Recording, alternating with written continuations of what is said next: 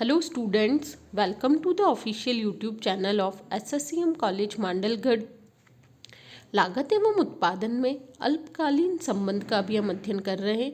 उसमें हमने कुल लागतें, जिन्हें कुल स्थायी लागतें, टोटल फिक्स कॉस्ट और टोटल वेरिएबल कॉस्ट में बांटा गया था, और एवरेज कॉस्ट, जिन्हें पुनः दो भागों में एवरेज फिक्स कॉस्ट और एवरेज वेरिएबल कॉस्ट का अध्ययन हम कर चुके हैं।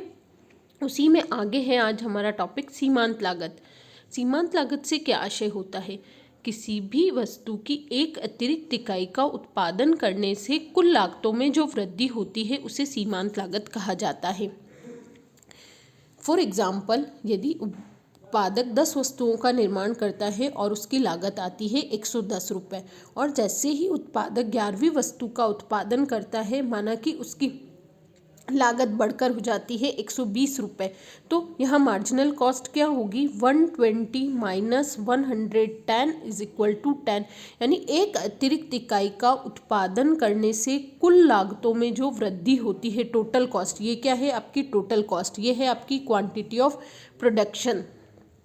तो मार्जिनल कॉस्ट का क्या फॉर्मूला होता है? Marginal cost is equals to total change in total cost की कुल लागत में कितना परिवर्तन आया divided by change in quantity या प्रोडक्शन में। तो एक अतिरिक्त इकाई का, तो यहाँ तो आंसर हमेशा आपका 1 होगा, चेंज इन क्वांटिटी, और चेंज इन टोटल कॉस्ट, यानी 10 वस्तुओं का उत्पादन कर रहे थे तो कितना था, और 11वीं वस्तु की यदि हमें सीमांत लागत ज्ञात करनी है तो 11वीं वस्तु के उत्पादन पर कुल लागत कितनी है, इसे हम एक दूसरे फॉर्मूले से भी लिख सकते हैं। Marginal cost is equals to total cost of N minus total cost of N minus 1। यानी 10वीं, अभी जो मैंने एग्जांपल बताया उसके आधार पर हम देखें तो 10वीं, मुझे 11वीं इकाई की ज्ञात करनी है टोटल कॉस्ट, तो 11वीं इकाई माइनस 10वीं इकाई की जो कुल लागत थी, 11वीं इकाई की कुल लागत हमारी थी 120 और 10वीं इकाई की लागत थी 110, तो हमारी मार्जिनल कॉस्ट कितनी आ रही थी? 10 रुपीज़। तो ये होती है सीमांत लागत। जैसे हमने सीमांत उपयोगिता, सीमांत उत्पादन, सब में सेम होता है कि एक अतिरिक्त इकाई के कारण जो कुल में परिवर्तन आता है वो सीमांत कहलाता है। अब यहाँ हमारा सीमांत लागत है, तो एक अतिरिक्त इकाई का उत्पादन करने से कुल उत्पादन में जो परिवर्तन होता है उसे सीमांत लागत कहा जाता है। रेखा चित्र में देखिए,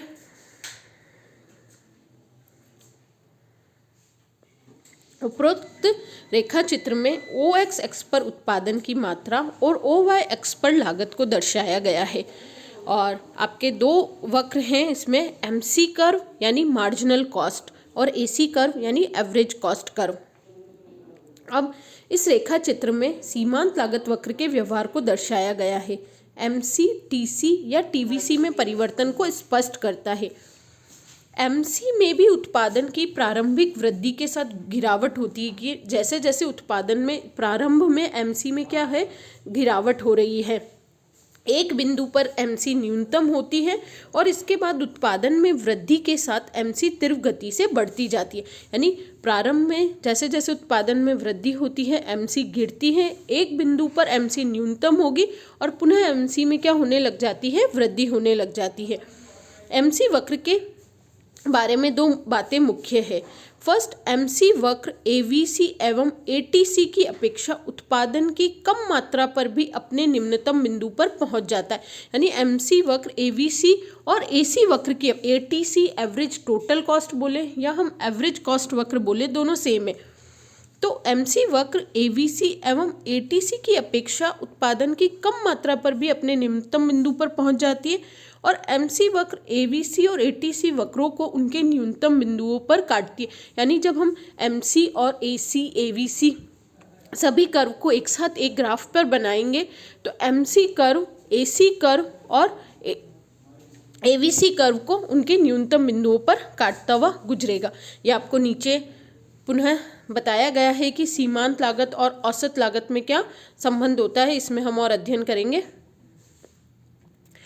अब ये 4 मार्क्स के क्वेश्चन के हिसाब से भी इम्पॉर्टेंट है, आपके एग्जाम में पूछा जाता है कि सीमांत लागत और औसत लागत के मध्य क्या संबंध होता है। तो जहाँ तक सीमांत लागत और औसत लागत में संबंध का प्रश्न है, इन दोनों में घनिष्ठ संबंध है। यहाँ आपको बताया गया वही डायग्राम है जो अभी हमने ऊपर देखा था कि MC कर्व है और AC कर्व है। OX पर उत्पादन की मात्रा और OY पर लागत है। AC एवं MC दोनों की गणना उत्पादन की कुल लागत द्वारा की जाती है। AC की कैलकुलेशन हम कैसे करते हैं? AC इक्वल्स टू होता है TC डिवाइडेड बाय क्वांटिटी, और MC कैसे कैलकुलेट होती है? Change in total cost divided by change in quantity. तो दोनों की गणना हम कुल लागत से करते हैं। प्रारंभ में जब AC वक्र गिरता है तब MC वक्र एक सीमा तक तो गिरता है। देखो, प्रारंभ में MC और AC वक्र दोनों गिर रहे हैं, लेकिन AC वक्र जो है वो MC वक्र की अपेक्षा, जो MC वक्र है वो AC वक्र की, ये MC वक्र का कर्व है और ये AC वक्र, तो MC वक्र AC वक्र की अपेक्षा तेजी से गिरता है। और यदि इस प्रकार MC सदैव घटती औसत लागत की दशा में औसत लागत कम होती है, यानी MC हमेशा कम होगा गिरते हुए, किससे है? AC से। और जब AC वक्र अपने न्यूनतम बिंदु पर होता है, अभी हमने ऊपर भी पढ़ा कि MC वक्र AC वक्र और AVC वक्र को उनके न्यूनतम बिंदु पर काटता है। तो ये AC जहाँ सबसे ज़्यादा न्यूनतम होगा, MC वक्र इसको काटेगा, यानी A बिंदु पर, ये जो A बिंदु दर्शाया गया है रेखा चित्र में, इस A बिंदु पर AC क्या है? न्यूनतम है। जब AC वक्र अपने न्यूनतम बिंदु पर होता है, यानी ये AC का न्यूनतम बिंदु कौन सा हो गया? A, तब MC वक्र AC वक्र को नीचे से काटता है, अर्थात औसत लागत और सीमांत लागत बराबर होती है। A बिंदु पर, जो ये A बिंदु है, इस पर AC इज इक्वल्स टू क्या है? MC है, और हमेशा MC वक्र AC वक्र को निम्न बिंदु पर काटता है। तो ये था औसत लागत और सीमांत लागत में संबंध। एक पॉइंट और है, जब AC वक्र बढ़ता है तो MC वक्र AC वक्र के ऊपर होगा और साथ ही साथ AC वक्र तीव्र गति से बढ़ेगा। हमेशा जब भी डायग्राम बनेगा तो आपको ये बात ध्यान रखनी है कि हमें MC और AC दोनों साथ में बनाने हैं। तो हमेशा जब प्रारंभ में गिरेगा तो MC तेजी से, MC मार्जिनल कॉस्ट कम होगी, एवरेज कॉस्ट ज़्यादा होगी, फिर marginal cost curve average cost curve को नीचे से, हमेशा नीचे से काटेगा, नीचे से उसके न्यूनतम बिंदु पर काटते हुए आगे बढ़ेगा। तो AC वक्र से ऊपर होगा MC वक्र। तो ये AC वक्र और MC वक्र के मध्य संबंध को दर्शाया गया है। नेक्स्ट है हमारा इकाई लागतों में संबंध की, जब हम सबको एक साथ बना दें। इकाई लागतें यानी यूनिट कॉस्ट, औसत लागतों को इकाई लागतें भी कहा जाता है। इकाई लागतों के अंतर्गत AC, AFC, AVC एवं MC का अध्ययन हम कर चुके हैं। अब इन चारों के मध्य संबंधों का अध्ययन करेंगे। हम पढ़ चुके हैं AC क्या होती है, एवरेज कॉस्ट, जिसे पर यूनिट कॉस्ट भी कहा जाता है। अभी मैंने बताया कि AC कैसे कैलकुलेट होती है, TC divided by quantity. AFC calculate करना है आपको, तो AFC TFC divided by quantity. AVC तो TVC डिवाइडेड बाय क्वांटिटी। ये AC MC का अभी हमने अध्ययन किया। हमने देखा था कि AFC कर्व क्या होगा, स्थिर लागत होती है। उत्पादन में जैसे जैसे वृद्धि होगी AFC वक्र क्या होगा, गिरता जाएगा। ये AFC वक्र है, ये हमारा AVC वक्र है। ये AC किसकी टोटल होती है? AC is equals to AFC plus AVC, इन दोनों की टोटल होती है AC वक्र। और ये MC वक्र, MC वक्र का अभी हमने पढ़ा कि MC वक्र AC वक्र और AVC वक्र को उनके न्यूनतम बिंदुओं पर काटता हुआ आगे बढ़ता है। तो अब इनमें क्या संबंध है? रेखाचित्र का अवलोकन करने पर आपको ये ज्ञात होगा कि उत्पादन की मात्रा में वृद्धि होने के साथ साथ AFC आपको गिरती हुई दिखाई दे रही है। AFC वक्र की आकृति आयताकार हाइपरबोला जैसी होती है। AFC कभी भी OX एक्सिस और OY एक्सिस को स्पर्श नहीं करता है। अतः OX एवं AFC वक्र में जितना अंतर होता है उतना ही AVC वक्र और AC वक्र के बीच में होता है।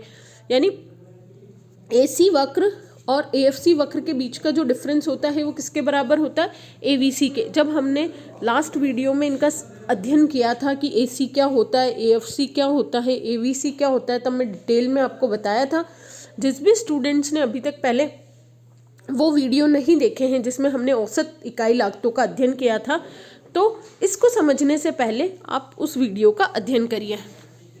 आप देखिए, एवीसी प्रारंभ में उत्पादन स्तर के साथ वृद्धि होती है और फिर बाद में ये उत्पादन स्तर में वृद्धि होती है, तो एवीसी प्रारंभ में गिरती हुई होती है। एक न्यूनतम बिंदु के पश्चात उत्पादन में वृद्धि के साथ इनमें भी वृद्धि होती जाती है। और एवीसी का आकार किसके बराबर होता है? U shape.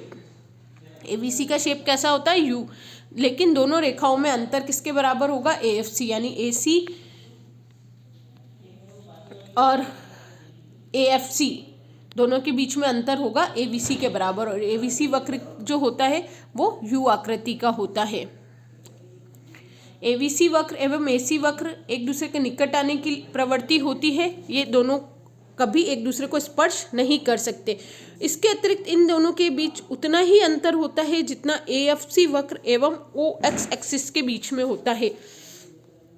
एवीसी वक्र और ओएक्स एक्सिस के बीच में, ये देखो, ये आपका ओएक्स एक्सिस है और ये हमारा एवीसी वक्र है। तो हमेशा डिफरेंस, क्योंकि हमने देखा है कि एएफसी क्या होगा, शून्य लागत पर भी 100 है, 1 पे भी 100 है, 2 पे अगर हम 10 का भी उत्पादन करेंगे तो भी हमारी एएफसी क्या रहेगी? स्थिर रहेगी। तो एसी जो होता है वो एएफसी और एवीसी के बराबर होती है।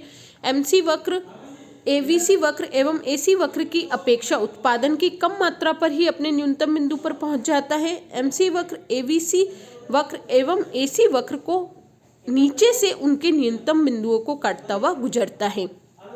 तो हमने इस वीडियो में औसत लागत वक्र जो एसी, एवीसी, एएफसी, इनके मध्य क्या संबंध है, सीमांत लागत से क्या आशय होता है, सीमांत लागत वक्र और औसत लागत वक्र के मध्य क्या संबंध है, इसका अध्ययन किया। इस वीडियो से रिलेटेड यदि आपकी कोई भी क्वेरी है तो आप मुझे व्हाट्सएप ग्रुप या यूट्यूब कमेंट बॉक्स में पूछ सकते हैं। Stay home, stay safe.